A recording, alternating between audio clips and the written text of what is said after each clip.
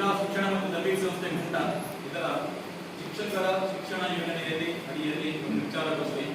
ಈ ವಿಚಾರಗೋಷ್ಠಿಯಲ್ಲಿ ನಾನು ಆಯ್ದುಕೊಂಡಂತ ವಿಷಯ ಏನಂತಂದ್ರೆ ಗುಣಾತ್ಮಕ ಶಿಕ್ಷಣ ನೀಡುವಲ್ಲಿ AI ತಂತ್ರಜ್ಞಾನದ ಅವಕಾಶಗಳು.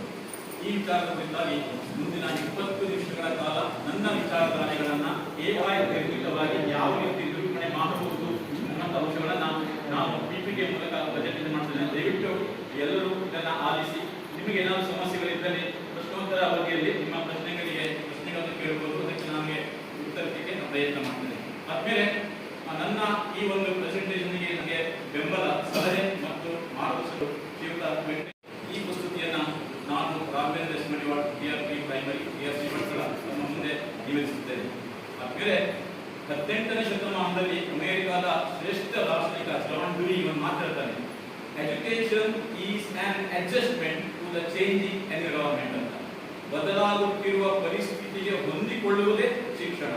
18ನೇ ಶತಮಾನದಲ್ಲಿ ಹೇಳಿದಂತಹ ಆ ದಾರ್ಶನಿಕನ ಮಾತು ಇವತ್ತು ಪ್ರತಿ ಕ್ಷಣವೂ ಕೂಡ ನಮ್ಮ ಮುಂದೆ ಪ್ರೇರೇಪಿಸಲ್ಪಡ್ತಾ ಇದೆ. ಯಾಕೆಂತಂದ್ರೆ ಪರಿಸ್ಥಿತಿಗಳು, ಪರಿಸರಗಳು ಪ್ರತಿನಿತ್ಯ ಬದಲಾಗ್ತಾ ಇರ್ತದೆ. ಆ ಪರಿಸ್ಥಿತಿಗೆ ಅಥವಾ ಪರಿಸರಕ್ಕೆ ನೀನು ಹೊಂದಿಕೊಳ್ಳದಿದ್ರೆ ನಿನಗೆ ಯಾವ ಶಿಕ್ಷಣ ಕೂಡ ಪ್ರಯೋಜನವಿಲ್ಲ ಎನ್ನುವಂತ ಮಾತನ್ನ ಆಗಿನ ಕಾಲದಲ್ಲಿ ಜಾನ್ ಡ್ಯೂಯಿ ಹೇಳಿದ್ದಾರೆ. ಅಂತಂದ್ರೆ ಇಂದಿನ ಪ್ರಸ್ತುತ ಯುಗದಲ್ಲಿ ನಮಗೆ 21ನೇ ಶತಮಾನದಲ್ಲಿ ಶಿಕ್ಷಣ ಕ್ಷೇತ್ರದಲ್ಲಿ ಅತ್ಯಂತ ವೇಗವಾಗಿ ಬೆಳೆಯುತ್ತಿರುವ ತಂತ್ರಜ್ಞಾನ ಅಂತಂದ್ರೆ ಅದು ಆರ್ಟಿಫಿಷಿಯಲ್ ಇಂಟೆಲಿಜೆನ್ಸ್. ನಮ್ಮ ಎಲ್ಲ ಕೃತಕ ಬುದ್ಧಿಮತ್ತೆಯ ಮೂಲಕ ಒಬ್ಬ ವ್ಯಕ್ತಿಯ ಎಲ್ಲ ವಿಚಾರಗಳನ್ನ ಚಾಚೂ ತಪ್ಪದೆ ನಿಮ್ಮ ಮುಂದೆ ನಿವೇದಿಸ್ತಾ ಇದೆ ಅಂತಂದ್ರೆ, ಡಿಜಿಟಲ್ ಅಥವಾ ತಂತ್ರಜ್ಞಾನ ನಿಮ್ಮ ಮುಂದೆ ಒಂದು ನಿಲ್ಲಿಸ್ತಾ ಇದೆ ಅಂತಂದ್ರೆ ನಮ್ಮ ಪ್ರಪಂಚ ಎತ್ತ ಕಡೆ ಸಾಗ್ತಾ ಇದೆ ಯೋಚನೆ ಮಾಡಿ. ಸೊ ಹಿಂದಿನ ಚಾಕ್ ಅಂಡ್ ಟಾಕ್ ಮೆಥಡ್ ಅನ್ನ ಬಿಟ್ಟು ಇಂದಿನ ಡಿಜಿಟಲ್ ತಂತ್ರಜ್ಞಾನಕ್ಕೆ ನಾವು ಅಪ್ಡೇಟ್ ಆಗದಿದ್ರೆ ಇಂದಿನ ಯುಗದಲ್ಲಿ ನಮಗೆ ಉಳಿಗಾಲ ಖಂಡಿತ ಇದೆ ಸ್ನೇಹಿತರೆ. ಸೊ ಅದನ್ನೇ ನಾನು ಮುಂದಕ್ಕೆ ಇರ್ತೇನೆ. AI ಯುಗದಲ್ಲಿ ಶಿಕ್ಷಕರ ಪಾತ್ರ ಏನಂತಂದ್ರೆ ಮಾಹಿತಿ ನೀಡುವವರಿಂದ ಸೃಜನಶೀಲ ಮಾರ್ಗದರ್ಶಕರ ಕಡೆಗೆ ಬದಲಾಗ್ತಾ ಇದೆ. ಇಲ್ಲಿ ನಾವು ನಮ್ಮ NEP-ಯಲ್ಲಿ ನಮ್ಮನ್ನ ಫೆಸಿಲಿಟೇಟರ್ ಅಂತ ಕರೀತಾ ಇದ್ವಿ. ಬಟ್ ಈಗಿನ AI ನಮ್ಮನ್ನ ಇನ್ನಷ್ಟು ಮುಂದಕ್ಕೆ ಕರ್ಕೊಂಡು ಹೋಗ್ತಿದೆ. ಸೃಜನಶೀಲ ಮಾರ್ಗದರ್ಶಕ, ಕ್ರಿಯೇಟಿವ್, ಇನ್ನೋವೇಟಿವ್ ಆಗಿ ನಾವು ಬದಲಾಗಬೇಕಾಗಿದೆ. ಆ ರೀತಿ ಬದಲಾಗಬೇಕು ಅಂತಂದ್ರೆ ನಮಗೆ ಸಪೋರ್ಟ್ ಮಾಡುವಂತದ್ದು AI, ಆರ್ಟಿಫಿಷಿಯಲ್ ಇಂಟೆಲಿಜೆನ್ಸ್. ಸೊ ಆ ನಿಟ್ಟಿನಲ್ಲಿ ನಾವು ಒಂದೊಂದೇ ವಿಚಾರಗಳನ್ನ ಮುಂದಕ್ಕೆ ಕಲಿತಾ ಹೋಗೋದಾಗೆ ಕಲಿಯುವವರ ವೈಯಕ್ತಿಕ ಕಲಿಕೆಯ ರೀತಿಯ ವೇಗದಲ್ಲಿ ಆಸಕ್ತಿ ಅಥವಾ ದುರ್ಬಲತೆಗಳನ್ನು ಗುರುತಿಸಿಕೊಂಡು ಅವರಲ್ಲಿ ಪರ್ಸನಲೈಸ್ಡ್ ಲರ್ನಿಂಗ್ ಸಾಧ್ಯವಾಗುವಂತೆ ಮಾಡುವಂತದ್ದು ಈ ಆರ್ಟಿಫಿಷಿಯಲ್ ಇಂಟೆಲಿಜೆನ್ಸ್. ಸೊ ಅದಕ್ಕಾಗಿ ಈ ಪ್ರಪಂಚ ನಾವು ಮುಂದಕ್ಕೆ ಸಾಗಬೇಕು ಅಂತಂದ್ರೆ ನಮಗೆ ಆರ್ಟಿಫಿಷಿಯಲ್ ಇಂಟೆಲಿಜೆನ್ಸ್ ಬಹಳ ಡಿಜಿಟಲ್ ಆಗಿ ನಮಗೆ ಸಹಾಯ ಮಾಡ್ತಾ ಇದೆ. ಜೊತೆಗೆ ಶಿಕ್ಷಣವು ಸುಲಭ, ವೇಗ, ನಿಖರ ಮತ್ತು ವಿದ್ಯಾರ್ಥಿ ಕೇಂದ್ರಿತ ಆಗಬೇಕು ಅಂತಿದ್ರೆ ನಮಗೆ ಈ ಆರ್ಟಿಫಿಷಿಯಲ್ ಇಂಟೆಲಿಜೆನ್ಸ್ ನಮಗೆ ಬಹಳಷ್ಟು ವಿಚಾರಗಳನ್ನ, ಬಹಳಷ್ಟು ಅವಕಾಶಗಳನ್ನ, ಬಹಳಷ್ಟು ಪ್ರಯತ್ನಗಳನ್ನ, ಬಹಳಷ್ಟು ಪ್ರತಿಭೆಗಳನ್ನ ನಮ್ಮ ಮುಂದೆ ಹೊರಹೊಮ್ಮಲಿಕ್ಕೆ ಸಾಧ್ಯವಾಗುವಂತದ್ದು ಈ AI ನಿಂದ. ಅದಕ್ಕಾಗಿ ಹೇಳ್ತಿರುವಂತದ್ದು ಇಂದಿನ ಪ್ರಪಂಚ ಅಥವಾ ನಮ್ಮ ಮುಂದಿನ ಪ್ರಪಂಚ ನಾವು AI ಬಗ್ಗೆ ಚಿಂತಿಸ್ತಾ ಇದ್ರೆ ಜಾಗತಿಕ ತಂತ್ರಜ್ಞಾನ ಪ್ರಪಂಚ ಇವತ್ತು EI ಬಗ್ಗೆ ಯೋಚಿಸ್ತಾ ಇದೆ, ಎಮೋಷನಲ್ ಇಂಟೆಲಿಜೆನ್ಸ್ ಬಗ್ಗೆ ಯೋಚಿಸ್ತಾ ಇದೆ. ಈ ಮೊದಲಿನ ಒಬ್ಬ ನಮ್ಮ ಮಾತನ್ನ ಹೇಳಿದ್ರು, ಶಿಕ್ಷಕರ ಬದಲಿಗೆ ಈ AI-ಗಳನ್ನು, ಶಿಕ್ಷಕರ ಭಾವನೆಗಳನ್ನು ಹಂಚಿಕೊಳ್ಳಲಿಕ್ಕೆ AI ಹತ್ರ ಸಾಧ್ಯ ಆಗ್ತಾ ಇಲ್ಲ ಅಂತ ಹೇಳ್ತಿದ್ವಿ. ಆದ್ರೆ ಇನ್ನು ಕೆಲವೇ ವರ್ಷಗಳಲ್ಲಿ ಈ ನಮ್ಮ ಭಾವನೆಗಳನ್ನು ಕೂಡ ಹಂಚಿಕೊಳ್ಳುವಂತ ಎಮೋಷನಲ್ ಇಂಟೆಲಿಜೆನ್ಸ್ EI ನಮ್ಮ ಮುಂದೆ ಬರ್ತಾ ಇದೆ. ನಮ್ಮನ್ನ ಬೆನ್ನು ತಟ್ಟಲಿಕ್ಕೆ, ನಮ್ಮನ್ನ ಪ್ರೋತ್ಸಾಹಿಸಲಿಕ್ಕೆ, ನಮ್ಮನ್ನ ಹುರಿದುಂಬಿಸಲಿಕ್ಕೆ ನಮ್ಮ ಮುಂದೆ EI ಬರ್ತಾ ಇದೆ. ಸೊ ಅದನ್ನು ನಾವು ಅರ್ಥಕೊಂಡಾಗ ಇಂದಿನ ಪ್ರಪಂಚದಲ್ಲಿ ಅಥವಾ ಇಂದಿನ ನಮ್ಮ ಕಲಿಕಾ ವಾತಾವರಣದಲ್ಲಿ AI ಎಷ್ಟೊಂದು ನಮಗೆ ಮಾರ್ಗದರ್ಶಿಯಾಗಿದೆ ಅಥವಾ ಎಷ್ಟೊಂದು ಪ್ರೇರೇಪಿತಗೊಳಿಸ್ತಾ ಇದೆ, ಎಷ್ಟೊಂದು ಮಹತ್ವದಾಗಿದೆ ಅನ್ನೋ ವಿಚಾರಗಳನ್ನ ನಾವು ಅರಿಯಬೇಕಾಗಿದೆ. ಹಾಗಾದ್ರೆ ಇಂದಿನ ಒಂದು ಸೆಮಿನಾರ್ನ ಉದ್ದೇಶ ಏನು ಅಂತ ನೋಡೋದಾದ್ರೆ AI ಶಿಕ್ಷಣಕ್ಕೆ ಏಕೆ ಮುಖ್ಯ ಎನ್ನುವುದು ವಿವರಿಸುವುದು ನನ್ನ ಬಹಳ ಮುಖ್ಯವಾದ ವಿಚಾರ. ಎರಡನೇದಾಗಿ AI ನೀಡುವ ಅವಕಾಶಗಳು ಮತ್ತು ಉಪಯೋಗಗಳನ್ನ ಸಂಕ್ಷಿಪ್ತವಾಗಿ ಹೇಳುವಂಥದ್ದು. AI ಎನ್ನುವಂಥದ್ದು ಅತ್ಯಂತ ದೊಡ್ಡ, ವಿಸ್ತಾರವಾದಂತಹ ಒಂದು ಜಗತ್ತು. ಆ ಜಗತ್ತಿನ ಎಲ್ಲಾ ವಿಚಾರಗಳನ್ನು ಖಂಡಿತವಾಗಿ 15 ನಿಮಿಷ ಹೇಳಿ ಸಾಧ್ಯವೇ ಇಲ್ಲ. ಇದರಲ್ಲಿ ಒಂದು ಅಂಶಗಳನ್ನ ನಾನು ಶಿಕ್ಷಣ ಕ್ಷೇತ್ರದಲ್ಲಿ ನಾನು ಯಾವ ರೀತಿ ಬಳಸಿಕೊಳ್ಳಬಹುದು ಎನ್ನುವುದನ್ನು ತಮ್ಮ ಮುಂದೆ ಹೇಳಲಿಕ್ಕೆ ನಾನು ಪ್ರಯತ್ನ ಮಾಡ್ತಿದ್ದೇನೆ. ಶಾಲೆ ಅಥವಾ ಮಹಾವಿದ್ಯಾಲಯ ಮಟ್ಟದಲ್ಲಿ AI ಪ್ರಾಕ್ಟಿಕಲಿ ಆಗಿ ಬಳಸುವಂತ ವಿಧಾನಗಳನ್ನು ಪರಿಚಯಿಸುವಂತದ್ದು ನನ್ನ ಈ ಒಂದು ಸೆಮಿನಾರ್ನ ವಿಚಾರಗೋಷ್ಠಿಯ ಒಂದು ಉದ್ದೇಶವಾಗಿದೆ. ಜೊತೆಗೆ ಭವಿಷ್ಯದ ಶಿಕ್ಷಣದ ವ್ಯವಸ್ಥೆಯಲ್ಲಿ AI ಪಾತ್ರ ಹೇಗಿರುತ್ತೆ ಅನ್ನುವಂಥದ್ದು ಕೂಡ ಚರ್ಚಿಸುವಂತದ್ದು ನನ್ನ ಈ ಈ ಒಂದು ಸೆಮಿನಾರ್ನ ಉದ್ದೇಶವಾಗಿದೆ. ಆದ್ಮೇಲೆ ಹಾಗಾದ್ರೆ ಇಷ್ಟೊಂದು ಉದ್ದೇಶವನ್ನ, ಇಷ್ಟೊಂದು ಘನತೆಯನ್ನ, ಇಷ್ಟೊಂದು ಮಹತ್ವವನ್ನು ಹೊಂದಿರುವಂತಹ ಈ AI ಅನುಷ್ಠಾನ ಮಾಡುವುದು ಹೇಗೆ, ಇಂಪ್ಲಿಮೆಂಟೇಷನ್ ಇನ್ ಎಜುಕೇಶನ್. ನಾನು ನನ್ನ ಕ್ಷೇತ್ರಕ್ಕೆ ಮಾತ್ರ ವಹಿಸಿಕೊಂಡಿದ್ದೇನೆ, ಬೇರೆ ಕ್ಷೇತ್ರಕ್ಕೆ ಮಾತ್ರ ಇಲ್ಲ. ಇಂಪ್ಲಿಮೆಂಟೇಷನ್ ಇನ್ ಎಜುಕೇಶನ್ ಹೇಗೆ ನೋಡೋದಾದ್ರೆ, ಮೊದಲಾಗಿ ತರಗತಿಯಲ್ಲಿ ಹೇಗೆ ಇಂಪ್ಲಿಮೆಂಟ್ ಮಾಡಬಹುದು ಅನ್ನೋದನ್ನ ನನ್ನ ತರಗತಿಯಲ್ಲಿ ಹೇಗೆ ಮಾಡ್ಕೊಂಡ್ರೆ AI chalk boards, smart boards ಅಥವಾ ವಿರ್ಚುವಲ್ ಟೀಚಿಂಗ್ ಅಸಿಸ್ಟೆಂಟ್ಸ್ಗಳು ನಮಗೆ ಸಹಾಯಕವಾಗುತ್ತದೆ. ಒಂದು ಉದಾಹರಣೆ ಹೇಳೋದಾದ್ರೆ ಇದಕ್ಕೆ ಟೀಚ್ಮೆಂಟ್ ಸ್ಮಾರ್ಟ್ ಕ್ಲಾಸ್ ಅಂತಿದೆ, ಅಥವಾ ಐರಿಸ್ AI ಬೋರ್ಡ್ ಅಂತಿದೆ, ಅಥವಾ ನೆಕ್ಸ್ಟ್ ಎಜುಕೇಶನ್ AI ಬೋರ್ಡ್ ಅಂತಿದೆ, ಅಥವಾ ಕ್ಲಾಸ್ AI ಸ್ಮಾರ್ಟ್ ಬೋರ್ಡ್ ಅಂತಿದೆ. ಎಲ್ಲವೂ ನಿಮ್ಮ ಮುಂದೆ ತೆರೆದುಕೊಳ್ಳುತ್ತಿದೆ. ಇಂಥ ಬೋರ್ಡ್ಗಳು, ಚಾಕ್ ಬೋರ್ಡ್ಗಳು ಎಲ್ಲಗಳು ಮಾಯವಾಗಿ ನೀನು ಯಾವ ಭಾವನೆಗಳನ್ನು ಹಂಚಿಕೊಳ್ಳಲಿಕ್ಕೆ ನೀನು ಮುಂದೆ ನಿಂತ್ಕೊಳ್ತೀಯೋ, ಯಾವ ಡಯಾಗ್ರಾಮ್ಗಳನ್ನು ಮಕ್ಕಳಿಗೆ ಹೇಳಿಕೊಳ್ತಿದೆಯೋ ಅವುಗಳು ತನ್ನಿಂದ ತಾನೇ ಈ ಒಂದು ಡಿಜಿಟಲ್ ಚಾಕ್ ಬೋರ್ಡ್ ಅಲ್ಲಿ ಮುದ್ರಿತಗೊಂಡು ಮಕ್ಕಳಿಗೆ ಕಲ್ಪನೆಯನ್ನು ಸುಂದರವಾಗಿ ವಿಸ್ತರಿಸಲಿಕ್ಕೆ ಸಹಾಯ ಮಾಡ್ತದೆ. ಅಂತಹ ಒಂದು ಚಾಕ್ ಬೋರ್ಡ್ಗಳು ಅಥವಾ ಸ್ಮಾರ್ಟ್ ಬೋರ್ಡ್ಗಳು ಅಥವಾ ವರ್ಚುವಲ್ ಟೀಚಿಂಗ್ ಅಸಿಸ್ಟೆಂಟ್ಗಳು ನಮ್ಮ ಮುಂದೆ ಈ ಅನುಷ್ಠಾನಗೊಳ್ಳಲಿಕ್ಕಿದೆ. ಎರಡನೇದಾಗಿ lesson planning automation, AI lesson planners. ನಾವು ಲೆಸನ್ ಪ್ಲಾನ್ ಬರೀತೀವಿ ಅಥವಾ ಲೆಸನ್ ಪ್ಲಾನ್ ಮಾಡ್ತೀವಿ, ಕಾಟಾಚಾರಕ್ಕೋ ಅಥವಾ ಬೇರೆ ಬಂದಾಗ ನೋಡ್ಲಿಕ್ಕೋ ಅಥವಾ ಅವರನ್ನ ತೃಪ್ತಿಪಡಿಸಲಿಕ್ಕೋ ನಾವು ಮಾಡ್ತೀವಿ. ಆದ್ರೆ ಅಲ್ಲಿಯ ಪ್ಲಾನ್ಗಳು ನನ್ನ ತರಗತಿಯ ಮಕ್ಕಳಿಗೆ ಗುಣಾತ್ಮಕ ಶಿಕ್ಷಣವನ್ನು ಕೊಡ್ಲಿಕ್ಕೆ ಅದು ಸಹಾಯಕವಾಗ್ತಾ ಇದೆಯೋ ಅನ್ನುವಂಥದ್ದೇ ತನಗೆ ಗೊತ್ತಿರೋದಿಲ್ಲ. ಆದ್ರೆ ಈ AI ಯಾವ ವಿದ್ಯಾರ್ಥಿಗೆ ಯಾವ ರೀತಿಯಾದ ಪ್ಲಾನ್ ಬೇಕು, ಯಾವ ಮೆಥಡ್ ಬೇಕು, ಯಾವ ರೀತಿಯಾಗಿ ಟೀಚ್ ಮಾಡಬೇಕು, ಪ್ರತಿಯೊಂದನ್ನು ಎಳೆಯಾಗಿ ತಮ್ಮ ಮುಂದೆ ಲೆಸನ್ ಪ್ಲಾನ್ ಅನ್ನ ಆಟೋಮೇಷನ್ ಆಗಿ ತಂದುಕೊಳ್ತದೆ. ಉದಾಹರಣೆಗೆ MagicSchool.ai ಲೆಸನ್ ಪ್ಲಾನರ್, ಅಥವಾ ಮೈಕ್ರೋಸಾಫ್ಟ್ ಕೋಪೈಲಟ್ ಲೆಸನ್ ಪ್ಲಾನರ್, ಅಥವಾ ನಿಯರ್ಪ್ಯಾಡ್ AI ಅಥವಾ Coursera ಕೋರ್ಸ್ AI, ಇವೆಲ್ಲ ನಿಮಗೆ ನಿಮ್ಮದೇ ಆದ ಶೈಲಿಯಲ್ಲಿ, ನಿಮ್ಮದೇ ಆದ ಭಾವನೆಗಳನ್ನ, ನಿಮ್ಮದೇ ಆದ ಮೆಥಡ್ಗಳನ್ನ, ನಿಮ್ಮದೇ ಆದ ಟೆಕ್ನಿಕ್ಗಳನ್ನ, ನಿಮ್ಮದೇ ಆದ ಟೂಲ್ಸ್ ಗಳನ್ನ ನಿಮ್ಮ ವಿದ್ಯಾರ್ಥಿಗಳಿಗೆ ಕೊಡಲಿಕ್ಕೆ ಸಹಾಯ ಮಾಡುವಂತ ಈ ಲೆಸನ್ ಪ್ಲಾನ್ಗಳಾಗಿವೆ. ಇನ್ನು ಎರಡನೇದಾಗಿ ನೋಡೋದಾದ್ರೆ ಕಲಿಕೆಯಲ್ಲಿ ನಮಗೆ ಯಾವ ರೀತಿ ಅನುಷ್ಠಾನ ಮಾಡಬಹುದು ಅಂತ ನೋಡೋದಾದ್ರೆ ಪರ್ಸನಲೈಸ್ಡ್ ಲರ್ನಿಂಗ್ ಆಪ್ಸ್ ಗಳೊಂದಿಗೆ ಲಕ್ಷಾನುಗಟ್ಟಲೆ, ಕೋಟ್ಯಾನುಗಟ್ಟಲೆ ನಿಮ್ಮ ಕೈ ಬೆಳೆದ ತುದಿಯಲ್ಲಿ, ನಿಮ್ಮ ಮೊಬೈಲ್ ಸ್ಕ್ರೀನ್ ಮೇಲೆ, ನಿಮ್ಮ ಮೊಬೈಲ್ ಪರದೆ ಮೇಲೆ ಬಂದ್ಬಿಡ್ತವೆ. ಉದಾಹರಣೆಗೆ ಬೈಜೂಸ್ ಕೇಳಿರ್ಬೋದು. ಎರಡನೇದಾಗಿ ಖಾನ್ ಮಿಗೋ, ನಮ್ಮ ಇಲಾಖೆ ಖಾನ್ ಅಕಾಡೆಮಿಯ ಮೂಲಕ ಹಮ್ಮಿಕೊಂಡಿರುವಂತಹ ಈ ಖಾನ್ ಮಿಗೋ ಎನ್ನುವಂಥದ್ದು. ಆಮೇಲೆ ಡಿಯೋಲಿಂಗೋ, ಎಮ್ಮಿಬಲ್, ಎಡ್ಮೆಂಟನ್, ಎಕ್ಸೆಕ್ಪರ್, ಇವೆಲ್ಲವೂ ಕೂಡ ಕಲಿಕೆಯಲ್ಲಿ ಪ್ರತಿ ಮಗುವಿಗೆ ವೈಯಕ್ತಿಕವಾಗಿ ಯಾವ ದೋಷಗಳಿವೆ ಇದಂತ ನಾನು ಏನು ಹೇಳ್ತಾರಲ್ಲ FL ಕಲಿಕಾ ಲಕ್ಷ್ಯಗಳು ಅವೆಲ್ಲವನ್ನ ಪ್ರತಿ ವಿದ್ಯಾರ್ಥಿಗೆ ವೈಯಕ್ತಿಕವಾಗಿ ಯಾವ ರೀತಿಯಾಗಿ ಆ ಮಗುವಿಗೆ ಕಲಿಕಾ ದೋಷಗಳನ್ನ, ಕಲಿಕಾ ತೊಂದರೆಗಳನ್ನು ನಿವಾರಿಸಿಕೊಂಡು ಕಲಿಕೆಯಲ್ಲಿ ಗುಣಾತ್ಮಕ ಶಿಕ್ಷಣ ಕೊಡಲಿಕ್ಕೆ ಸಹಾಯಕವಾಗುವಂತಹ ಒಂದು ಪ್ಲಾನರ್ ಆ್ಯಪ್ಗಳು ಅಥವಾ ಲರ್ನಿಂಗ್ ಆ್ಯಪ್ಗಳು ನಮಗೆ ಕಲಿಕೆಯಲ್ಲಿ ಸಿಗ್ತಾ ಇವೆ. Second, real time feedback system. ಹಾಗೆ ನಮಗೆ ಫೀಡ್ಬ್ಯಾಕ್ಗಳು ಸಿಗುವಂತಹ ಒಂದು ರಿಯಲ್ ಟೈಮ್ ಫೀಡ್ಬ್ಯಾಕ್ ಸಿಸ್ಟಮ್ಗಳು ಕೂಡ ಬರ್ತದೆ. ಉದಾಹರಣೆಗೆ ಸೆನ್ಸರ್ AI, ಬ್ರೇನ್ಲಿ AI ಅಥವಾ ಮೈಕ್ರೋಸಾಫ್ಟ್ ರೀಡಿಂಗ್ ಕೋಚ್, ಇವೆಲ್ಲ ತಕ್ಷಣ ರಿಯಲ್ ಟೈಮ್ ಆಗಿ ಫೀಡ್ಬ್ಯಾಕ್ ನಾವು ಫೀಡ್ಬ್ಯಾಕ್ ಕೊಡ್ತೀವಿ ಮಗುವಿಗೆ, ಗುಡ್ ಅಥವಾ ಬ್ಯಾಡ್, ದ್ವೇಷ ಅಥವಾ ಸಹವಾಸ, ಇಷ್ಟೇ. ಆದ್ರೆ ಯಾವುದರಲ್ಲಿ ಗುಡ್, ಯಾವ ಅಂಶದಲ್ಲಿ ಗುಡ್, ಯಾವ ಲಕ್ಷ್ಯದಲ್ಲಿ ಗುಡ್, ಅಥವಾ ಯಾವ ಗುರಿಯಲ್ಲಿ ಗುಡ್ ಅಥವಾ ಯಾವ ಗುರಿಯಲ್ಲಿ ಬ್ಯಾಡ್, ಪ್ರತಿಯೊಂದನ್ನು ಕೂಡ ರಿಯಲ್ ಟೈಮ್ ಆಗಿ ಫೀಡ್ಬ್ಯಾಕ್ ಕೊಡುವಂತ ಸಿಸ್ಟಮ್ಗಳು ನಮ್ಮ ಈ AI ಇದೆ. ಆಮೇಲೆ AI ಬೇಸ್ಡ್ ಅಸೆಸ್ಮೆಂಟ್ ಟೂಲ್ಸ್, ಇದು ಬಹಳ ಇಂಪಾರ್ಟೆಂಟ್ ಆಗಿರುವಂತದ್ದು. For example grade scope, exam soft ಅಥವಾ ಕ್ವಿಜಿಸ್ AI, ಕಹುಟ್ AI, ಸಾಕ್ರೆಟಿವ್ AI. ಇದರಲ್ಲಿ ಕಹುಟ್ AI ಬಗ್ಗೆ ಸ್ಪಷ್ಟವಾಗಿ ಹೇಳ್ತಾನೆ. ಕಹುಟ್ AI ಈ ಒಂದು ಆಪ್ ಯಾವ ರೀತಿ ಕೆಲಸ ಮಾಡುತ್ತೆ ಅಂತಂದ್ರೆ, ನಿಮ್ಮ ಒಂದು ಪಾಠದ ಪೂರ್ತಿ PDF ಅನ್ನು ಕೊಟ್ಟರೆ ಸಾಕು, ಆ ಪಾಠದ ಮೇಲೆ ಎಲ್ಲ ಕಂಟೆಂಟ್ ಗಳನ್ನ ಅರ್ಥೈಸಿಕೊಂಡು ಜೀರ್ಣಿಸಿಕೊಂಡು ನಿಮಗೆ ಬೇಕಾದಂತ LBA ಆಧಾರಿತವಾಗಿರುವಂತ MCQ ಕ್ವೆಶ್ಚನ್ಸ್ ಇರಬಹುದು, ಲಾಂಗ್ ಟರ್ಮ್ ಕ್ವೆಶ್ಚನ್ಸ್ ಇರಬಹುದು, 1 or 2 ಎಲ್ಲವನ್ನ ರೆಡಿ ಮಾಡಿ ಕೊಡುತ್ತೆ. ನೀವು ಕಂಟೆಂಟ್ ಅಷ್ಟನ್ನೇ ಕೊಟ್ಬಿಟ್ರೆ ಜಸ್ಟ್ ನೀವು ಫೋಟೋವನ್ನು ಸ್ಕ್ಯಾನ್ ಮಾಡಿ ಸಾಕು. ಅಂದ್ರೆ ಈ ತರದ ಒಂದು ಕಹುಟ್ AIಗಳು ಜೊತೆಗೆ ನಿಮಗೆ ಆ ಕ್ವಿಜ್ ಆಟದ ಮೂಲಕ, ಬಹುಶಃ ಕಹುಟ್ ಆಟದಲ್ಲಿ ಗೊತ್ತಿರಬಹುದು, ಆ ಕ್ವಿಜ್ ಆಪ್ ಮೂಲಕ ಸುಂದರವಾಗಿ ಕ್ಲಾಸ್ ನಲ್ಲಿ ತರಗತಿಯನ್ನ, ಉತ್ತರವನ್ನ, ಸನ್ನಿವೇಶವನ್ನ ಕ್ರಿಯೇಟ್ ಮಾಡುವಂತ ಆಪ್ಗಳು ನಮ್ಮ ಮುಂದೆ ಕಲಿಕೆಯಲ್ಲಿ ಸಿಗ್ತಾ ಇವೆ. ನೆಕ್ಸ್ಟ್, ಮೌಲ್ಯಮಾಪನದಲ್ಲಿ ಇಟ್ಸ್ ವೆರಿ ಇಂಪಾರ್ಟೆಂಟ್. ನಿಮಗೆಲ್ಲ ಗೊತ್ತಿದೆ ಮೌಲ್ಯಮಾಪನಗಳು ಹೇಗೆ ನಡೀತಾ ಇದೆ ನಮ್ಮ ತರಗತಿ ಕೋಣೆಗಳಲ್ಲಿ ಅನ್ನುವಂಥದ್ದು. ಆ ಮೌಲ್ಯಮಾಪನ ಕೂಡ AI based automatic quiz generation ಕೂಡ ಬರ್ತಾ ಇದೆ. ಇದರ ಫಾರ್ ಎಕ್ಸಾಂಪಲ್ ಕ್ವೆಶ್ಚನ್ ವೇರ್ ವಿಷಯಕ್ಕೂ ಎಡಿಕ್ವೇಟ್, ಒಂದು ಮಗು ಯಾವುದೇ ಒಂದು ಉತ್ತರವನ್ನು ಬೇರೆಯವರಿಂದ ಕಾಪಿ ಮಾಡಿ ಬರೆದ್ರೂ ಕೂಡ ಆ ಒಂದು ಆಪ್ ನಿಮಗೆ ಈ ಪ್ರಶ್ನೆಗೆ ಉತ್ತರ ಅಥವಾ ಈ ಮಗುವಿನ ಉತ್ತರ ಇನ್ನೊಂದು ಮಗುವಿನ ಉತ್ತರ ಕಾಪಿ ಆಗಿದೆ ಅಷ್ಟರ ಮಟ್ಟಿಗೆ ನಿಖರವಾಗಿ ಆಟೋಮೆಟಿಕ್ ಆಗಿ ಮೌಲ್ಯಮಾಪನ ಮಾಡುವಂತಗಳು ಕೂಡ ಬರ್ತಾ ಇದೆ. ಆಮೇಲೆ ಲೈಬ್ರರಿ ಚೆಕ್ ಅನ್ನುವಂಥದ್ದು, ಇದು ಕೂಡ ನಾನು ಈಗಾಗಲೇ ಹೇಳಿದಾಗೆ ಇದು ಟರ್ನಿಟಿನ್ ಅಥವಾ ಕ್ವಿಲ್ಬಾಟ್ ಅಥವಾ ಕಾಪಿ ಸ್ಕೇಲ್ ಅಥವಾ ಫ್ಲಾಗ್ ಸ್ಕ್ಯಾನ್ ಇವೆಲ್ಲವೂ ಕೂಡ ಮಗುವಿನ ಮೌಲ್ಯಮಾಪನದಲ್ಲಿ ಅಳವಡಿಸಿಕೊಳ್ಳಬಹುದಂತ. ಆಮೇಲೆ ಪರ್ಫಾರ್ಮೆನ್ಸ್ ಅನಾಲಿಟಿಕ್ಸ್, ಇದು ಕೂಡ ಹಾಗೆ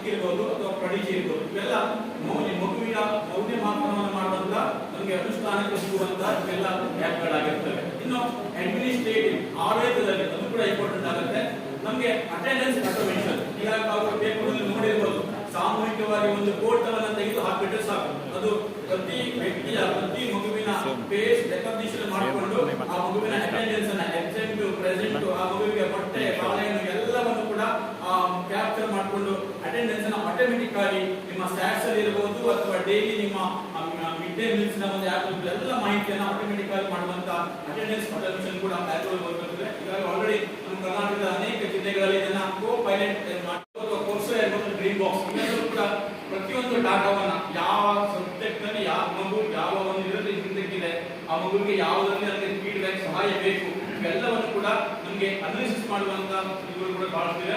ಆಮೇಲೆ ಟೈಮ್ ಟೇಬಲ್ ಜನರೇಷನ್, ನಮ್ಮ ಪ್ರಾಥಮಿಕ ವಿಭಾಗದಲ್ಲಿ ನಮ್ಮ ಬೋರ್ಡ್ ನಲ್ಲಿ ಇರುವಂತಹ ಟೈಮ್ ಟೇಬಲ್ ಒಂದು, ಬಟ್ ನಾವು ಕ್ಲಾಸ್ ಹೋಗಿ ಪಾಠ ಮಾಡುವಂತ ಸಬ್ಜೆಕ್ಟ್ ಒಂದಾಗಿರುತ್ತೆ. ಯಾಕಂದ್ರೆ ನಮಗೆ ಕ್ಲಾಸ್ ಟೀಚರ್ಸ್ ಇರಲ್ಲ, ಬಟ್ ಯಾವ ಕ್ಲಾಸಿಗೆ ಒಬ್ಬ ಶಿಕ್ಷಕನಿಗೆ ಟೈಮ್ ಟೇಬಲ್ ಬೇಕು ಅಥವಾ ಯಾವ ಅವಧಿಯ ನಂತರ ಯಾವ ಕ್ಲಾಸಿಗೆ ಹೋಗಬೇಕು ಇದನ್ನೆಲ್ಲ ಕೂಡ ರೆಡಿಮೇಡ್ ಆಗಿ ಮಾಡಿಕೊಡುವಂತಹ ಟೈಮ್ ಟೇಬಲ್ ಜನರೇಷನ್ ಕೂಡ ನಿಮಗೆ ಯಾಕೆ ಸಿಗುತ್ತೆ. ಫಾರ್ ಎಕ್ಸಾಂಪಲ್ ಎಸಿ ಟೈಮ್ ಟೇಬಲ್, ಎಡುಪೇಜ್ ಅಥವಾ ಪೆಡೆನಾ ಅಥವಾ ಎಂಟೈರ್ ಅಥವಾ ಕ್ಯಾಂಪಸ್ ಕೇರ್, ಹೀಗೆ ಹಲವಾರು ಆ್ಯಪ್ಗಳು ನಮಗೆ ಸಿಗುತ್ತೆ. ಹಾಗಾದ್ರೆ ಈ ಎಐ ನಿಂದ, ಈ ಆರ್ಟಿಫಿಷಿಯಲ್ ಇಂಟೆಲಿಜೆನ್ಸ್ ಇಂದ ನಮ್ಗೆ ಏನ್ ಪ್ರಯೋಜನ ಅಂತ ನೋಡೋದಾದ್ರೆ ಪರ್ಸನಲೈಸ್ಡ್ ಲರ್ನಿಂಗ್ ಸಿಗುತ್ತೆ. ಪ್ರತಿಯೊಬ್ಬ ಮಗುವಿಗೆ ವಿದ್ಯಾರ್ಥಿಯ ಗತಿ ಅಥವಾ ಸಾಮರ್ಥ್ಯ ಅಥವಾ ಆಸಕ್ತಿಗೆ ತಕ್ಕಂತೆ ನಮಗೆ ಕಲಿಕೆ ಸಾಧನೆಗೆ ಸಾಧ್ಯ ಆಗುತ್ತೆ. ಎರಡನೇ ಪಾಯಿಂಟ್, ಶಿಕ್ಷಕರಿಗೆ ಸಹಾಯ, ಕೇವಲ ಮಗುವಿಗೆ ಅಷ್ಟೇ ಅಲ್ಲ ಒಬ್ಬ ಟೀಚರ್ಗೂ ಕೂಡ ಹಾಗೆ ಒಳ ಹೊತ್ತ ತೆಗೆದುಕೊಳ್ಳುವಂತ ಕೆಲಸ ಕಡಿಮೆ ಆಗುತ್ತೆ. ಪ್ರತಿ ಮಗುವಿನ ಫೀಡ್ಬ್ಯಾಕ್ ಕೊಡುವಂಥದ್ದು, ಪ್ರತಿ ಮಗುವಿನ ನೋಟ್ಬುಕ್ ಅನ್ನ ಚೆಕ್ ಮಾಡುವಂಥದ್ದು, ಪ್ರತಿ ಮಗುವಿನ ಮೌಲ್ಯಮಾಪನ ಮಾಡುವಂತಹ ಈ ಎಲ್ಲ ಕೆಲಸಗಳು ಕೂಡ ನಮಗೆ ಕಡಿಮೆ ಆಗುತ್ತೆ. ಆಮೇಲೆ ವೇಗವಾದ ಲೆಸನ್ ಪ್ಲಾನ್ ಅನ್ನ ವೇಗವಾಗಿ ನಾವು ಲೆಸನ್ ಪ್ಲಾನ್ ಮಾಡಿ ಸಹಾಯ ಆಗುತ್ತೆ. ವಿದ್ಯಾರ್ಥಿಗಳ ಪ್ರಗತಿ ವರದಿಯನ್ನ ಸ್ವಯಂ ಚಾಲಿತವಾಗಿ ಆಟೋಮೇಟೆಡ್ ಆಗಿ ಮಾಡಲಿಕ್ಕೆ ಕೂಡ ಸಹಾಯ ಆಗುತ್ತೆ. ಆಮೇಲೆ ಇದು 24/7 ಲರ್ನಿಂಗ್ ಸಪೋರ್ಟ್, ನಮಗೆ ಎಐ ಸದಾ ಲಭ್ಯ ಇರುತ್ತೆ. ಎಐಗಳು ಈಗ ಫಾರ್ ಎಕ್ಸಾಂಪಲ್ ಒಂದು ಮಗುವಿಗೆ ಸ್ಕೂಲಲ್ಲಿ ಟೀಚರ್ಸ್ ಬೆಳಿಗ್ಗೆ 9 ರಿಂದ 4 ಸಿಗ್ಬೋದು, ಇನ್ನು ಫೋನಲ್ಲಿ ಸಿಗ್ಬೋದು, ಅದು ಎಐ ಆಗಲ್ಲ. ಈಗ ಆ ಎಐ ಮಾಧ್ಯಮ ಇಟ್ಬಿಟ್ರೆ 24/7 ಅದು ಸದಾ ಮಗುವಿಗೆ ಸಿಗುತ್ತೆ. ಆಮೇಲೆ ಬಹಳ ಇಂಪಾರ್ಟೆಂಟ್ ಆಗಿರುವಂತದ್ದು ಇನ್ಕ್ಲೂಸಿವ್ ಎಜುಕೇಶನ್. ನಾವು ಎಲ್ಲೋ ಒಂದ್ ಕಡೆಗೆ ನಮ್ಮಲ್ಲಿರುವಂತಹ CWS ಮಕ್ಕಳ ಒಂದು ಶಿಕ್ಷಣ ಬಗ್ಗೆ ನಾವು ಗಮನ ಕೊಡ್ತಾ ಇಲ್ಲ, ಗ್ರಹಧಾರಿತ ಮಗುವಿಗೆ ಶಿಕ್ಷಣವನ್ನು ಕೊಡಲಿಕ್ಕೆ ಅಡುತ್ತಾ ಇದ್ದೇವೆ. ಅಂತ ಸಮಸ್ಯೆನ ಫುಲ್ಫಿಲ್ ಮಾಡ್ಕೊಳ್ಳಿಕ್ಕೆ ಅಥವಾ ನಿವಾರಿಸಿಕೊಳ್ಳಿಕ್ಕೆ ನಮಗೆ ಇನ್ಕ್ಲೂಸಿವ್ ಎಜುಕೇಶನ್ ಸಂಬಂಧಪಟ್ಟಂತ ಈ ಎಐಗಳು ಬಹಳ ಇಂಪಾರ್ಟೆಂಟ್ ಆಗುತ್ತೆ. ಸ್ಪೀಚ್ ಟು ಟೆಕ್ಸ್ಟ್ ಅಥವಾ ಟೆಕ್ಸ್ಟ್ ಟು ಸ್ಪೀಚ್ ಅಥವಾ ವಿಜುವಲ್ ಹಿಯರಿಂಗ್ ಇಂಪೇರ್ಡ್ ವಿದ್ಯಾರ್ಥಿಗಳಿಗೆ ಸಹಾಯಕವಾಗಿ ಈ ಎಲ್ಲ ಎಐಗಳು ತನ್ನಿಂತಾನೆ ಮಗುವಿಗೆ ಆ CWS ಗ್ರಹಧಾರಿತ ಮಗುವಿಗೆ ಕೂಡ ಉತ್ತಮ ಶಿಕ್ಷಣ ಕೊಡಲಿಕ್ಕೆ ಸಹಾಯಕವಾಗುತ್ತೆ. ಆಮೇಲೆ ಡಾಟಾ ಡ್ರೈವನ್ ಡಿಸಿಷನ್, ಇದು ಕೂಡ ಆಟೋಮ್ಯಾಟಿಕಲಿ ವಿದ್ಯಾರ್ಥಿಗಳ ಕಲಿಕೆ ಪ್ಯಾಟರ್ನ್, ದುರ್ಬಲತೆ, ಆಸಕ್ತಿ ಎಲ್ಲವೂ ಕೂಡ ನಮಗೆ ಒಂದು ಡಾಟಾದ ಮೂಲಕ ನಮಗೆ ಲಭ್ಯವಾಗುವಂತೆ ಮಾಡಿಕೊಡುತ್ತೆ. ಹಾಗಾದ್ರೆ ನಮ್ಮ ಮುಂದಿನ ವಿಷನ್ ಏನು, ಮುಂದಿನ ವಿಷನ್ ಫಾರ್ ದ ಫ್ಯೂಚರ್, ದೂರದೃಷ್ಟಿ ಏನಿದೆ ಅಂತ ನೋಡೋದಾದ್ರೆ every child A personalised learner, ಪ್ರತಿಯೊಂದು ಮಗುವಿಗೂ ಕೂಡ ವೈಯಕ್ತಿಕ ಕಲಿಕೆ ಇರಬೇಕಾಗುತ್ತೆ. ಅಂತಹ ಒಂದು ಪೂರ್ಣ ವೈಯಕ್ತಿಕ ಕಲಿಕೆ ಸಾಧ್ಯ ಆಗಬೇಕು ಅಂತಂದ್ರೆ ನಾವು ಈ ದೂರದೃಷ್ಟಿಯ ಮೂಲಕ ಎಐ ಶಿಕ್ಷಣವನ್ನು ಅಳವಡಿಸಿಕೊಳ್ಳಬೇಕಾಗುತ್ತೆ. Second, AI teacher assistance in every school. ನಾನು ಮತ್ತೊಮ್ಮೆ ಹೇಳ್ತೇನೆ, ಎಐ ಇದು ಶಿಕ್ಷಕನಿಗೆ ಬದಲಿ ಅಲ್ಲ, ಎಐ ಇದು ಶಿಕ್ಷಕನಿಗೆ ಸಹಾಯಕ ಆಗಿರಬೇಕು. ಎಐ ಇದು ಶಿಕ್ಷಕನಿಗೆ ಅಸಿಸ್ಟೆಂಟ್ ಅಲ್ಲ, ಎಐ ಇಂದ ಅಸಿಸ್ಟೆಡ್ ಆಗಬೇಕು ಶಿಕ್ಷಕ. ಅಂದಾಗ ನಮ್ಮ ಕ್ಲಾಸ್ ರೂಮ್ ಏನಾಗುತ್ತೆ, ಪರಿಪಕ್ವವಾಗುತ್ತೆ. ಇಲ್ಲ ಅಂತಂದ್ರೆ ನೀವೆಲ್ಲ ಅನ್ಕೋಬಹುದು ಎಐ ಬಂದ್ಬಿಟ್ರೆ ಶಿಕ್ಷಕ ಬಲಿ ಮೂಲೆ ಗುಂಪು ಆಗ್ಬಿಡ್ತಾನೆ, ಶಿಕ್ಷಕ ಬಲಿ ಹೋಗ್ತಾನೆ. ನೋ, ಅದು ನಮಗೆ ಅಸಿಸ್ಟೆಂಟ್ ಆಗೋದು, ನಮಗೆ ಅಸಿಸ್ಟೆಂಟ್ ಆಗೋದು ಅಂದ್ರೆ ನಮಗೆ ಸಹಾಯಕ ಆಗಿಬಿಟ್ರೆ ಖಂಡಿತವಾಗಿ ನಮ್ಮಲ್ಲಿ ಗುಣಾತ್ಮಕ ಶಿಕ್ಷಣ ಕೊಡಲಿಕ್ಕೆ ಸಾಧ್ಯ ಆಗುತ್ತೆ. ಸೊ ಮೂರನೇ ಪಾಯಿಂಟ್ ಬಂದ್ರೆ AI enabled skill based learning. ಈಗ ಹೇಳಿದ್ದೇನೆ ಯಾವೆಲ್ಲ ಸ್ಕಿಲ್ಗಳಿರ್ತವೆ ಅವೆಲ್ಲದನ್ನು ಕಲಿತು ಕೂಡ ಆ ಮಗುವಿನಲ್ಲಿ ಸಂಪೂರ್ಣವಾಗಿ LPಯ ಎಲ್ಲ ಲಕ್ಷ್ಯಗಳನ್ನು ಪರಿಪೂರ್ಣವಾಗಿ ಆ ಮಗುವಿನಲ್ಲಿ ಪಕ್ವಗೊಳಿಸಲಿಕ್ಕೆ ನಾವು ಒಂದು ದೂರದೃಷ್ಟಿಯನ್ನು ಹೊಂದಲಿಕ್ಕೆ ನಮಗೆ ಈ ಎಐ ಬೇಕಾಗಿದೆ. Next, assessment 100% competency based. ನಮ್ಮ ಮೌಲ್ಯಮಾಪನ ನಮ್ಮ ಅಸೆಸ್ಮೆಂಟ್ ಹೇಗಿರುತ್ತೆ ಅಂತಂದ್ರೆ 100% ಅದು ಕಾಂಪಿಟೆನ್ಸಿ ಬೇಸ್ಡ್ ಆಗಿಯೇ ನಮ್ಮ ಈ ಎಐ ಮಾಡುತ್ತೆ, ಅಸೆಸ್ಮೆಂಟ್ ಅನ್ನು ಮಾಡುತ್ತೆ. ಆಮೇಲೆ ನ್ಯಾಷನಲ್ ಎಜುಕೇಶನ್ ಪಾಲಿಸಿ NEP 2020 ಕೂಡ ಎಐ ಕಂಪ್ಲೀಟ್ ಸಪೋರ್ಟ್ ಮಾಡ್ತಿದೆ. NEP 2020 ಕೂಡ ಒಂದು ಮಾರ್ಕ್ ಬರುತ್ತೆ, ಮಗುವಿಗೆ ಸ್ವಯಂ ಕಲಿಕೆಗೆ ಅನುಗುಣವಾಗಿ ಮಗುವಿನ ಯಾವೆಲ್ಲ ದೋಷಗಳು ಇದೆಯೋ, ಯಾವ ಕಲಿಕಾ ನ್ಯೂನತೆಗಳಿದೆಯೋ ಅದರ ಮೇಲೆ ಬೆಳಕು ಚೆಲ್ಲುವಂತ ಸಾಧನಗಳು ಇವಲ್ಲಿ ಇರಬೇಕು ಅಂತ ನಮ್ಮ NEP ಹೇಳ್ತಾ ಇದೆ. ಸೊ ಇದು ಕೂಡ ಈ NEP 2020 ಕೂಡ ನಮ್ಮ ಎಐ ಮಾಡುತ್ತೆ, ಕಂಪ್ಲೀಟ್ ಆಗಿ ಸಪೋರ್ಟ್ ಮಾಡುತ್ತೆ. ಹಾಗಾದ್ರೆ ಇಷ್ಟೆಲ್ಲ ಹೇಳಿದ ಮೇಲೆ ನಮ್ಮ ಮುಂದೆ AI ಕೂಡ ಕೆಲವೊಂದು ಹಲವಾರು ಸವಾಲುಗಳನ್ನ ತಂದುಕೊಡುತ್ತೆ, ಚಾಲೆಂಜಸ್ ಕೂಡ ಇದೆ. ನಾನು ಇಷ್ಟೆಲ್ಲ ಇಲ್ಲಿ ಹೇಳಿದ್ದೇನೆ, ನಿಂತ್ಕೊಂಡು ವೇಗವಾಗಿ ಹೇಳಿದ್ದೇನೆ, ಆದ್ರೆ ಎಲ್ಲವೂ ಸಾಧ್ಯ ಆಗುತ್ತಾ ಅನ್ನೋದನ್ನ ಯೋಚನೆ ಮಾಡೋದಾದ್ರೆ ಮೊದಲನೇ ಬರುವಂತದ್ದು data privacy and security issues. ಸಾಮಾನ್ಯವಾಗಿ ನಾವು ಡಿಜಿಟಲ್ ಸೆಕ್ಯೂರಿಟಿ ಅಥವಾ ನಾವು ಹೇಳ್ತೀವಲ್ಲ, ಅದ್ರ ಮೇಲೆ ಪ್ರತಿನಿತ್ಯ ಒಂದಲ್ಲ ಒಂದು ಘಟನೆಗಳು ಅಪಘಾತಗಳು ಮಾಡ್ತಾ ಇರ್ತೇವೆ. ಸೊ ಅಂತ ಒಂದು ಡಾಟಾ ಪ್ರೈವಸಿ ಮತ್ತು ಸೆಕ್ಯೂರಿಟಿ ಇಶ್ಯೂಸ್ ಕೂಡ ಬರಬಹುದು. ಜೊತೆಗೆ ನಾವು ತುಂಬಾ ಜಾಗರೂಕವಾಗಿರ್ಬೇಕಾಗುತ್ತೆ. ಇದು ಕೂಡ ಒಂದು ದೊಡ್ಡ ಸವಾಲಾಗಿರುತ್ತೆ. ಶಿಕ್ಷಕರಲ್ಲಿ AI ಲಿಟರಸಿ ಅಗತ್ಯ, ಇದು ಬಹಳ ಇಂಪಾರ್ಟೆಂಟ್. ನಾನು ಈಗಾಗಲೇ ಹೇಳಿದ್ದೇನೆ, ಒಬ್ಬ ಟೀಚರ್ AI ಅನ್ನ ಅಸಿಸ್ಟೆಂಟ್ ಮಾಡಬೇಕು ಅಂತ, ಅಸಿಸ್ಟೆಂಟ್ ಆಗಿರಬಾರ್ದು ಅಂತ ಹೇಳಿ. ಒಬ್ಬ ಶಿಕ್ಷಕ ಅಸಿಸ್ಟೆಂಟ್ ಆಗಿರ್ಬೇಕು ಅಂತಂದ್ರೆ ಅವನಿಗೆ AI ಲಿಟರಸಿ ಬೇಕೇ ಬೇಕಾಗುತ್ತೆ. ಇದು ಬಹಳ ಇಂಪಾರ್ಟೆಂಟ್ ಆಗಿರುತ್ತೆ. ನಮ್ಮ ಈ ಶಿಕ್ಷಕ ಸಮುದಾಯಕ್ಕೆ AI ಲಿಟರಸಿಯನ್ನು ಕೊಡಬೇಕಾಗಬೇಕಾದ್ರೆ ನಾವು ಬಹಳಷ್ಟು ಯೋಚನೆ ಮಾಡಬೇಕಾಗುತ್ತೆ. ಆಮೇಲೆ correct training and monitoring needed. ನಮಗೆ ಸೂಕ್ತವಾದ ತರಬೇತಿ ಮತ್ತು ಸೂಕ್ತವಾದ ಉಸ್ತುವಾರಿ ಕೂಡ ಅಗತ್ಯ ಆಗುತ್ತೆ. ಸೊ ಇಲ್ಲ ಅಂತಂದ್ರೆ ನೀವು ಎಂತ AI ಅಂತಂದ್ರೂ ಕೂಡ ನಮ್ಮಲ್ಲಿ ಅದು ಸವಾಲಾಗಿರುತ್ತೆ. ಆ ಸವಾಲನ್ನ ಎದುರಿಸಬೇಕು ಅಂತಂದ್ರೆ ಸೂಕ್ತವಾದಂತಹ ತರಬೇತಿ ಮತ್ತು ಉಸ್ತುವಾರಿ ಕೂಡ ನಮ್ಮಲ್ಲಿ ಸವಾಲಾಗಿರುತ್ತದೆ. Next technology accessibility. ನಮ್ಮಲ್ಲಿ ಎಷ್ಟೊಂದು ಡಿವೈಸ್ಗಳಿವೆ, ನಮ್ಮಲ್ಲಿ ಎಷ್ಟೊಂದು ಇಂಟರ್ನೆಟ್ ವ್ಯವಸ್ಥೆಗಳಿವೆ, ನಮ್ಮಲ್ಲಿ ಎಷ್ಟೊಂದು ಡೆಸ್ಕ್ಟಾಪ್ಗಳಿವೆ, ನಮ್ಮಲ್ಲಿ ಎಷ್ಟೊಂದು ಲ್ಯಾಪ್ಟಾಪ್ಗಳಿವೆ, ಅಥವಾ AI ಮಾನಿಟರ್ ಮಾಡುವಂತ ಎಷ್ಟೊಂದು ಡಿವೈಸ್ಗಳು, ಎಲ್ಲರ ಆಕ್ಸೆಸಿಬಿಲಿಟಿ ನಮಗೆ ತುಂಬಾ ಸವಾಲಾಗಿ ಮಾಡಬಹುದು. ಜೊತೆಗೆ AI ಇಂದ ಆಗುವಂತ ಬಯಾಸ್, ಇದು ಬಹಳ ಇಂಪಾರ್ಟೆಂಟ್, ಅಥವಾ ತಪ್ಪು ನಿರ್ಧಾರಗಳು. ಬಯಾಸ್ ಅಂತಂದ್ರೆ ಸಾಮಾನ್ಯವಾಗಿ ನಮ್ಮ AI ಏನ್ ಮಾಡ್ತಾರೆ ಅಂತಂದ್ರೆ ಬಹು ಮತ ಮನ್ನಣೆ ಮಾಡದೆ ಏಕಮತ ಮನ್ನಣೆ ಮಾಡಿಬಿಡ್ತಾರೆ. ಅಂದ್ರೆ ಬಹು ಅಭಿಪ್ರಾಯವನ್ನು ಮಂಡಿಸದೆ ಏಕ ಅಭಿಪ್ರಾಯಕ್ಕೆ ಅಂಟಿಕೊಳ್ಳುವ ಸಾಧ್ಯತೆಗಳು ಇರ್ತವೆ. ಅದು ಬಯಾಸ್ ಆಗಿರುತ್ತೆ. ಆಮೇಲೆ ತಪ್ಪು ನಿರ್ಧಾರಗಳು ಕೂಡ ಕೆಲವೊಂದ್ಸಲ ನಮಗೆ ಬೇಕಾದ ಮಾಹಿತಿಗೆ ಬದಲಾಗಿ ಬೇರೊಂದು ಮಾಹಿತಿಯನ್ನ, ರಾಂಗ್ ಮಾಹಿತಿಯನ್ನು ಕೊಡುವಂತ ತಪ್ಪು ನಿರ್ಧಾರಗಳು ಕೂಡ ಇರ್ತವೆ. ಇವೆಲ್ಲ ಸವಾಲುಗಳನ್ನ ಎದುರಿಸಿಕೊಂಡು ನಾವು ಮುಂದಕ್ಕೆ ಸಾಗಬೇಕು ಅಂತಂದ್ರೆ AI ನಮಗೆ ಒಂದು ಸವಾಲಾಗುತ್ತೆ. ಹಾಗಾದ್ರೆ ಈ AI ಅನ್ನ ಬಳಸಿಕೊಂಡು ನಾವೆಷ್ಟು ಸಕ್ಸಸ್ ಸ್ಟೋರಿಗಳನ್ನ ಕಾಣಬಹುದು ಅಂತ ಒಂದನೇ ನೋಡ್ತಾ ಹೋದ್ರೆ, ಕೇಸ್ ನಂಬರ್ 1 ಕರ್ಪೂರ AI ಸಹಾಯಕ. ಬಹುಶಃ ತಾವೆಲ್ಲ ಕರ್ಪೂರ AI ಸಹಾಯಕ ಬಗ್ಗೆ ತಾವೆಲ್ಲ ಕೇಳಿದ್ರೆ ಅಂತ ಅಂದ್ಕೊಳ್ತೇನೆ.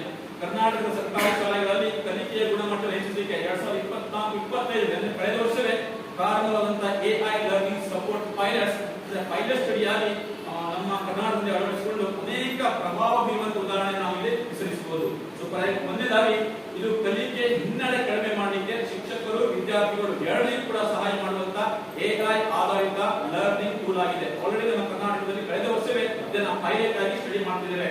ಹಾಗಾದ್ರೆ ಈ AI ಏನು, ಈ ಪ್ರಾಜೆಕ್ಟ್ ಆರಂಭವಾಗಿ ಕಾರಣ ಏನು ಅಂತ ಯೋಚನೆ ಮಾಡೋದಾದ್ರೆ ನಮಗೆಲ್ಲ ಗೊತ್ತಿದೆ, ಕೋವಿಡ್ ನಂತರ 6ರಿಂದ 9 ತರಗತಿಯ ಮಕ್ಕಳಲ್ಲಿ ಓದು ಅಥವಾ ಗಣಿತ ಮೂಲಭೂತ ಬರವಣಿಗೆ ಬಹಳಷ್ಟು ಹಿನ್ನಡೆ ನಾವು ಕಂಡುಕೊಂಡಿದ್ವಿ. ಶಿಕ್ಷಕರಿಗೆ ವೈಯಕ್ತಿಕವಾಗಿ ಗಮನ ಕೊಡಲಿಕ್ಕೆ ಕೂಡ ಸಮಯ ಇರಲಿಲ್ಲ. ಇದನ್ನ ನಿಲ್ಲಿಸಲಿಕ್ಕೆ AI ಆಧಾರಿತ ಕರ್ಪೂರ ಸಹಾಯಕ ನಮಗೆ ಬಂತು.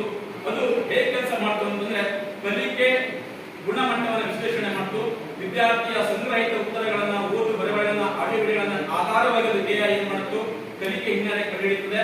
ಯಾವ ವಿಷಯಗಳಲ್ಲಿ ವಿದ್ಯಾರ್ಥಿ ದುರ್ಬಲ ಎಂಬುದನ್ನ ಗ್ರಾಫ್ ರೂಪದಲ್ಲಿ ತೋರಿಸುತ್ತದೆ. ಆಮೇಲೆ ವೈಯಕ್ತಿಕ ಪಾಠವನ್ನು ಕೂಡ ಮಾಡುತ್ತೆ.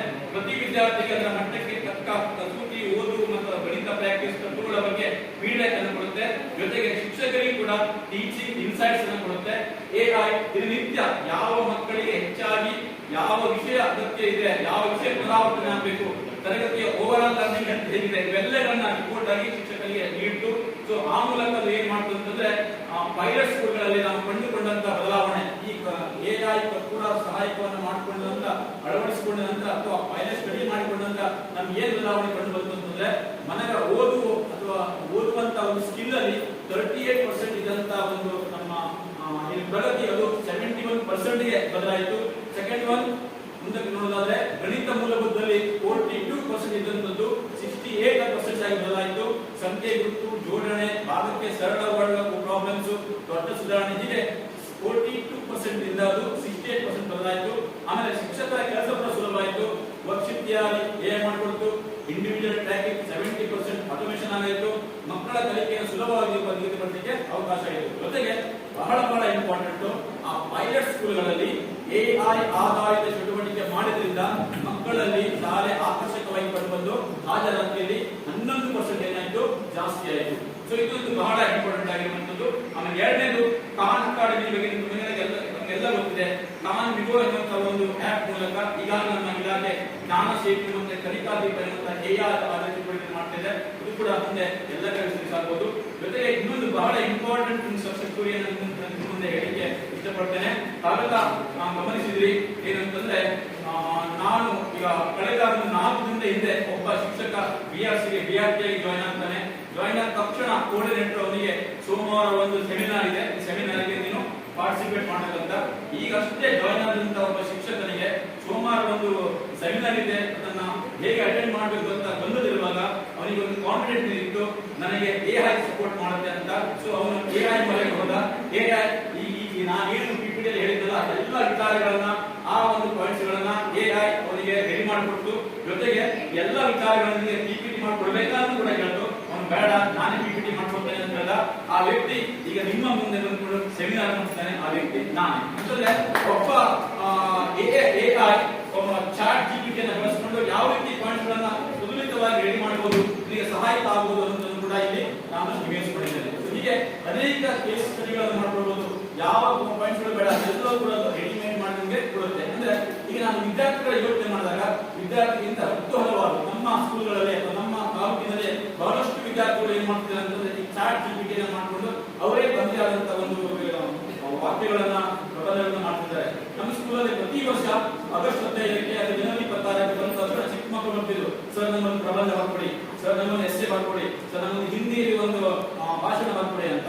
ಅವಾಗ ನಮಗೆ ಸಮಯದ ಒತ್ತಡ ಅದರಿಂದ ಅದನ್ನ ನಿರಾಕರಿಸ್ತಿದ್ವಿ. ಈಗ ಯಾವ ತೊಂದರೆಯಿಲ್ಲ, ಅವರಿಗೆ ಚಾಟ್ GPT ಮೂಲಕ ಹಾಕೊಡು, ನಿನಗೆ 5 ವಾಕ್ಯದ ಭಾಷಣ ರೆಡಿ ಮಾಡಿಕೊಡು, 5 ವಾಕ್ಯದ ಭಾಷಣ ಇಂಗ್ಲಿಷ್ ಮಾಡಿಕೊಡು ಅಂತ ಚಾಟ್ GPT ನಿಮಗೆ ಎಲ್ಲವನ್ನು ಕೂಡ ರೆಡಿ ಮಾಡ್ಕೊಡ್ತದೆ. ಅಂದ್ರೆ ಇಷ್ಟೊಂದು AI ನಮ್ಮಲ್ಲಿದೆ.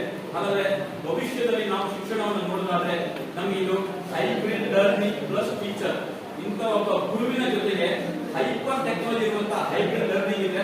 ಹೇಗೆ ಪ್ರಪಂಚ ಇರಬಹುದು ಅಂತ ನೋಡ್ಕೊಳ್ಳಿ. Second one 360 degree skill mapping. ನಾವು ABT ವಿಲಿಯರ್ಸ್ ಅನ್ನ ಕ್ರಿಕೆಟ್ ನಲ್ಲಿ 360 ಪರ್ಫೆಕ್ಟ್ ಅಂತ ಕರಿತೀವಿ. ಇದು ಕೂಡ AI ಮಗುವಿನ ಸರ್ವತೋಮುಖ ಬೆಳವಣಿಗೆ ಈ AI ಏನಾಗುತ್ತೆ, ಮಗುವಿಗೆ ಸಹಾಯಕ ಆಗುತ್ತೆ. ಆಮೇಲೆ ವರ್ಚುವಲ್ ಲ್ಯಾಬ್ಸ್ ಫಾರ್ ಸೈನ್ಸ್ ನ ವರ್ಚುವಲ್ ಲ್ಯಾಬ್ಸ್ ಅನ್ನು ಕ್ರಿಯೇಟ್ ಮಾಡಿ ಕೂಡ ಅನುಕೂಲ ಆಗುತ್ತೆ. ಆಮೇಲೆ AI for language translation, any language. ನೀವು ನೋಡಿದ್ರಿ, ಒಬ್ಬ ಮಗುವಿಗೆ ಸ್ಪೋಕನ್ ಇಂಗ್ಲಿಷ್ ನಲ್ಲಿ ಪ್ರಾಬ್ಲಮ್ ಇದೆ ಅಂತಂದ್ರೆ ಅವನು ಸ್ಪೀಕ್ ಟು ಸ್ಪೀಕ್ ಕೊಟ್ಬಿಟ್ರೆ ಆ ಸ್ಪೋಕನ್ ಇಂಗ್ಲಿಷ್ ಹೇಗೆ ಪ್ರೊನೌನ್ಸಿಯೇಷನ್ ಮಾಡೋದನ್ನು ಕೂಡ ಕೊಡುತ್ತೆ. ಸೊ ಎಲ್ಲವನ್ನು ಕೂಡ ಅದು ಏನ್ ಮಾಡುತ್ತೆ, ಯಾವುದೇ ಲ್ಯಾಂಗ್ವೇಜ್ ಇರುತ್ತೆ ಅದನ್ನ ಮಾಡಿಕೊಡುತ್ತೆ.